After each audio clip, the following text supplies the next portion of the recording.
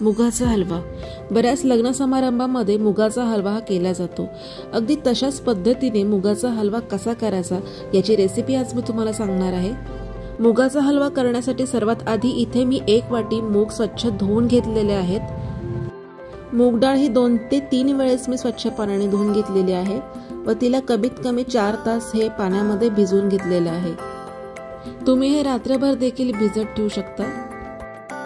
अशा प्रकारे मी मूग डाळ ही भिजवून घेतलेली आहे. आपल्याला आता मुगाची डाळ ही व्यवस्थित मिक्सरवरती बारीक अशी वाटून घ्यायची आहे. मिक्सरवरती डाळ वाटून घेताना यामध्ये आपल्याला पाणी टाकायचं नाही आहे.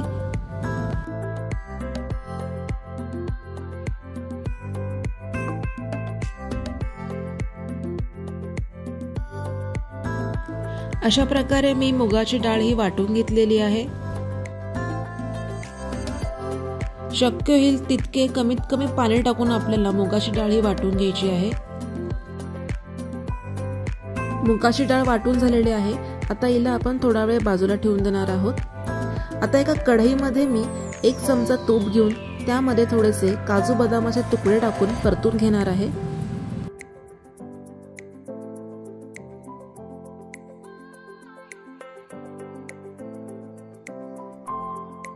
मध्यम आचेवरती आपल्याला काजू बदाम हे व्यवस्थित परतून घ्यायचे आहेत.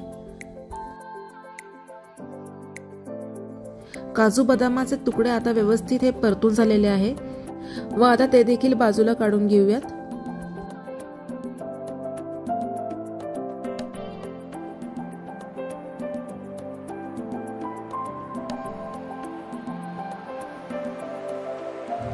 आता त्याच कढईमध्ये मी जवळपास 1 वाटी साजूक तूप टाकून घेणार आहे. तूप व्यवस्थित गरम झाल्यानंतर त्यामध्ये मी 1 चमचा बेसन पीठ टाकणार आहे. सोबतच त्यामध्ये 1 चमचा रवा देखील टाकून घेणार आहे व अगदी मध्यम आचेवरती आपल्याला हे व्यवस्थित असं लालसर रंगावर येऊपर्यंत परतून घ्यायचं आहे. रवा आणि बेसन टाकल्यामुळे आपला मुगाचा हलवा हा अगदी दाणेदार असा होतो. आपल्याला हे सतत ढवळत राहून तांबूस रंगावर येऊपर्यंत आपल्याला हे व्यवस्थित परतून घ्यायचं आहे. रवा आणि बेसन हे व्यवस्थित परतून झालं आहे.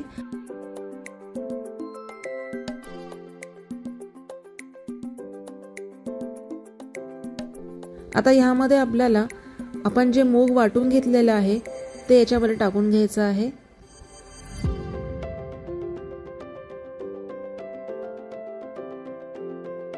आपल्याला आता ही सर्व प्रोसेस ही अगदी मंद आचेवरती करायची आहे.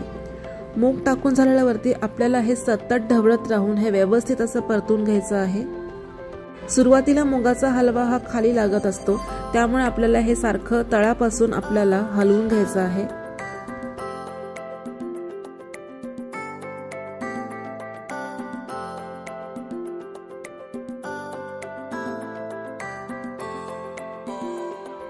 जवळपास आपल्याला हे 20 ते 25 मिनिटं परतून घ्यायचं आहे.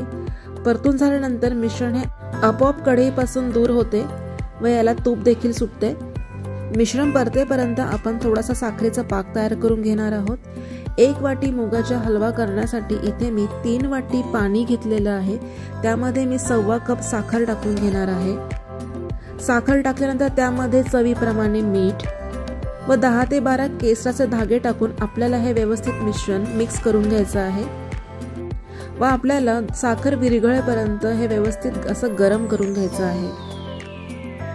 आपल्याला हा पाक शिजवायचा नाही आहे, फक्त साखर वितळेपर्यंत आपल्याला हे गरम करून घ्यायचं आहे किंवा उकळून घ्यायचं आहे. व साखरेचा पाक गरम असतानाच आपल्याला तो मुगाच्या मिश्रणामध्ये टाकून घ्यायचा आहे. जर तुमच्याकडे केसर नसेल तर तुम्ही याऐवजी एखादा केशरी किंवा पिवळा रंग देखील वापरू शकता. हे कम्प्लिटली ऑप्शनल असं आहे.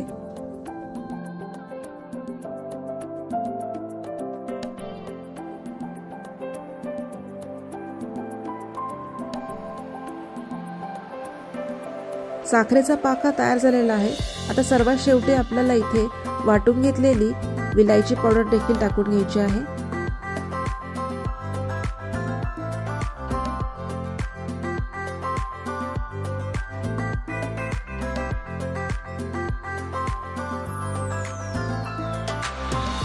तुम्ही बघू शकता की याच्यामधलं पाणी हे बऱ्यापैकी आटत आलेलं आहे व याचा रंग देखील बदलला आहे व मिश्रण देखील कढईला आता चिटकत नाही आहे। मिश्रण अजून तांबूस रंग येऊपर्यंत आपल्याला हे परतून घ्यायचं आहे।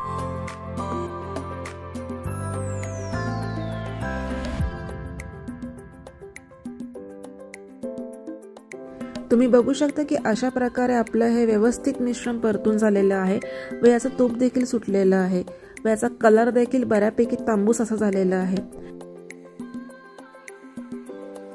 आता ह्यामध्ये परतून घेतलेले काजू बदामाचे काप टाकून घ्यायचे आहेत।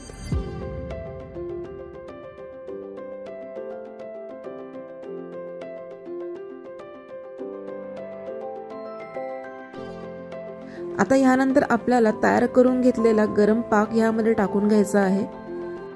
तुम्ही साखरेचा पाक न करता देखील हे टाकू शकता, फक्त याच्यामध्ये तुम्ही 3 कप जे पाणी आहे ते गरम करून घ्यायचं आहे व त्यानंतर तुम्ही ह्यावरती 1 वाटी साखर टाकून तुम्ही तसेच देखील हे मिश्रण परतून घेऊ शकता। पाक टाकून झाल्यानंतर आपल्याला हे व्यवस्थित असं ढवळून घ्यायचं आहे।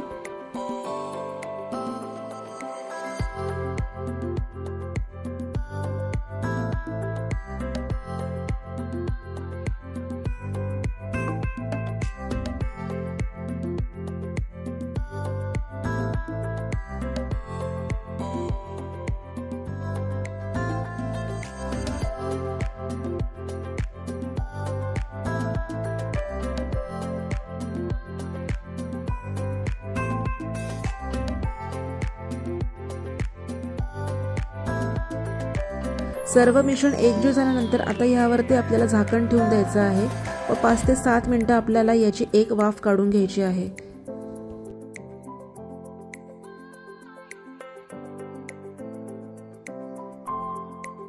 पाच 7 मिनिटांनंतर याचं झाकण उघडून बघूया। पाणी हे व्यवस्थित असं ॲब्झॉर्ब झालेलं आहे।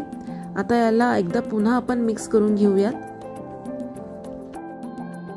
जर तुम्हाला मुगाचा हलवा करताना मिश्रण अगदीच कोरडं वाटल्यास तुम्ही यामध्ये थोडा थोडा करून गरम पाणी देखील टाकू शकता।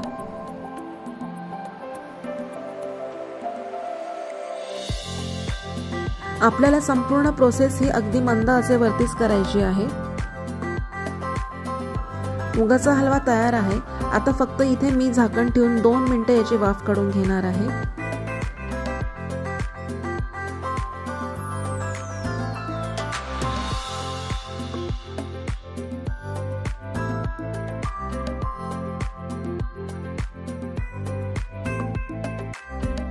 मऊसूत मुगाचा हलवा तयार झालेला आहे।